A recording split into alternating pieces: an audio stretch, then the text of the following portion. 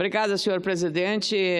Eu queria agradecer por essa referência a esse julgamento e ao trabalho exaustivo que as duas casas do Congresso Nacional fizeram no Código Florestal entre 2011 e 2012. Foi um dos trabalhos de maior comprometimento de todas as correntes aqui, num relatório extraordinariamente bem elaborado e iniciado na Câmara, do ex-ministro, ex-deputado Aldo Rebelo. E eu queria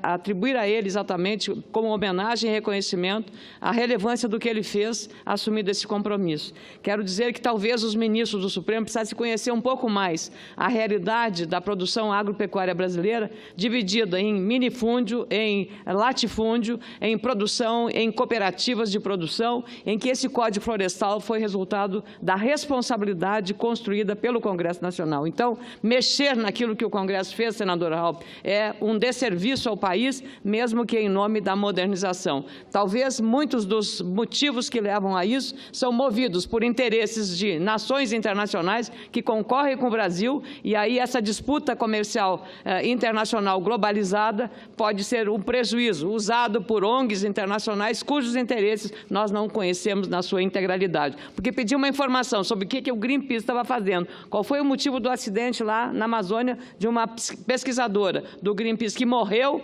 naquela região e nenhuma informação foi dada, o Ministério do Meio Ambiente não lavou as mãos, Ministério das Relações Exteriores da mesma forma, ninguém respondeu qualquer coisa sobre como aconteceu aquele acidente, a morte daquela pesquisadora. E o que fazia um barco do Greenpeace na Amazônia, que é um território brasileiro, e que podia, então, esse trabalho ser compartilhado com instituições internacionais. Queria também que o Supremo também desse esse olhar para esse interesse da soberania brasileira que está correndo sérios riscos. Falando isso, senador Cidinho Santos, que preside esta sessão nesta tarde, cumprimentar os nossos telespectadores que acompanham essa sessão, senadores e senadoras, dizer que, a propósito do tema que nós estamos discutindo aqui, me impressiona muito a oposição, dia sim, dia também, reclamar da intervenção militar. Isso mostra claramente o medo ou o receio de que dê certo, porque a oposição que nós temos no Brasil é aquela que sempre foi a mesma oposição, quando estava antes, depois foi governo, e agora, quando está na oposição, quanto pior, melhor. Ver o circo pegar fogo. Esse é, digamos, o comportamento e a atitude. Eu queria aproveitar este momento que subo à tribuna para cumprimentar a Delegacia de Repressão aos Crimes de Lavagem de Dinheiro do Gabinete de Inteligência da Polícia Civil do meu estado, do Rio Grande do Sul, comandadas pelo delegado Felipe Bringuente. Essa equipe, essa força-tarefa, formada por 58 policiais e 16 mandatos judiciais, cumprimentar o Poder Judiciário e o Ministério Público do meu estado, foi possível fazer a apreensão do grupo que lavava dinheiro, senador Simval, após o crime de estelionato envolvendo, sabe o quê? Máfia de próteses e órteses, um escândalo, um crime à sociedade. Um médico ortopedista é apontado por 3 lojas de artigos infantis no esquema investigado de lavagem de dinheiro, fruto de quê? Exatamente da fraude na venda dessas próteses, na colocação de próteses desnecessárias.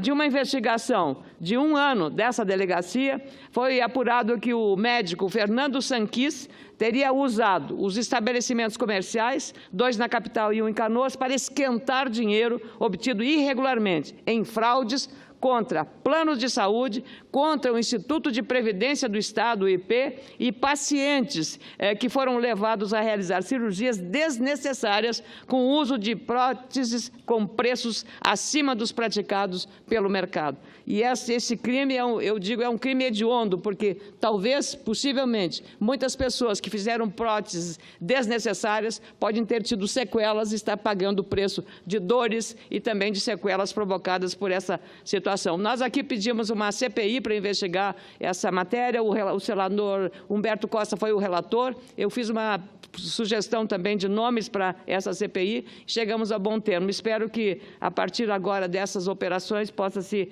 criminalizar, de fato, os responsáveis por essa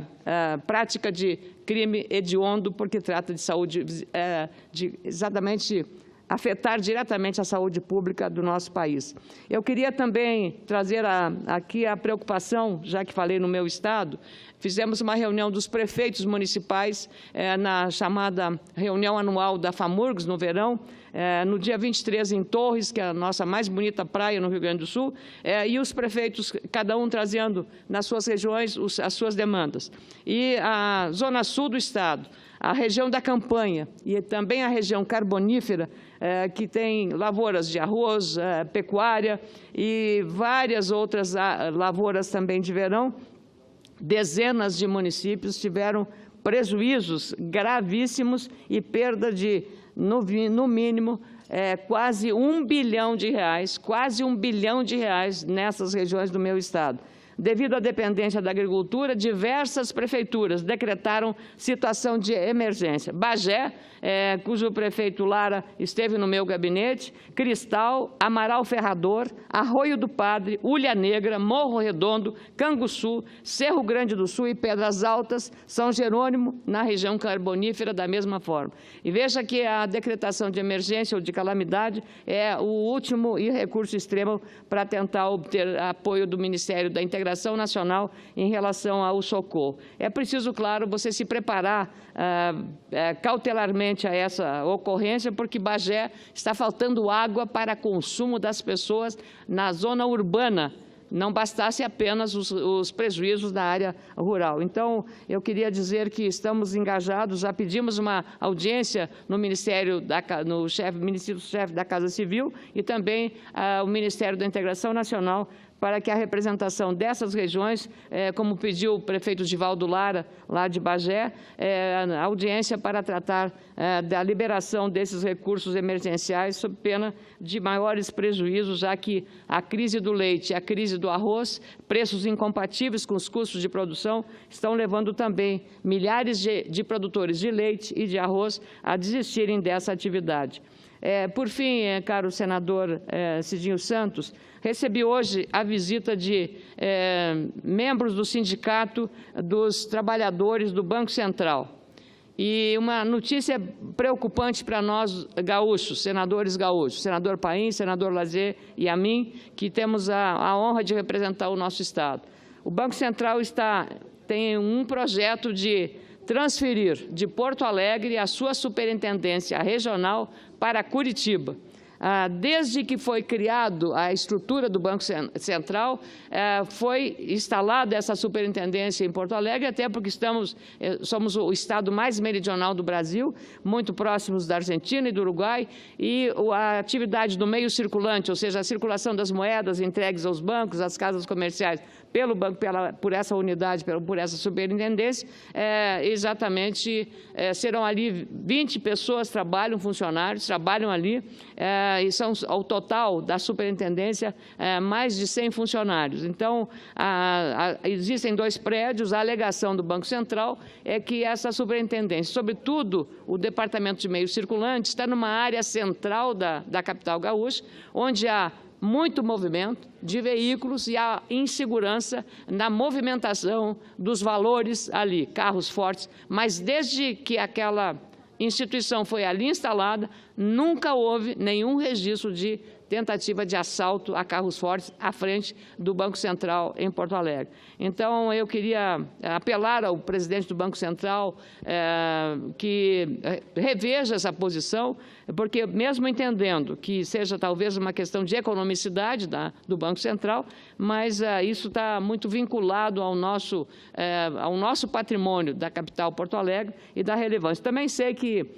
com a modernização, com a tecnologia, hoje o dinheiro de plástico, assim chamado cartão de crédito, ele aumentou muito o uso desse dinheiro de plástico em detrimento do uso de dinheiro vivo para os pagamentos. E também com o fim do imposto do cheque, assim chamado, as pessoas tinham tido o hábito de não emitir cheques e agora também nós voltamos a ter a preocupação de perdermos, porque já corremos o risco de perder a sede do TRF4 para Curitiba e agora temos o risco de perder a sede da Superintendência do Banco Central, que está em Porto Alegre desde a fundação dessa instituição. Eu recebi lá a visita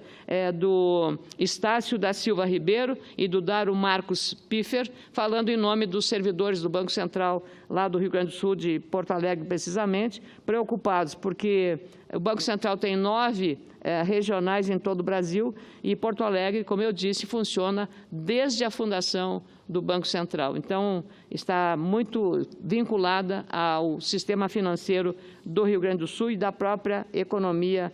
do nosso Estado. Muito obrigada, senhor presidente.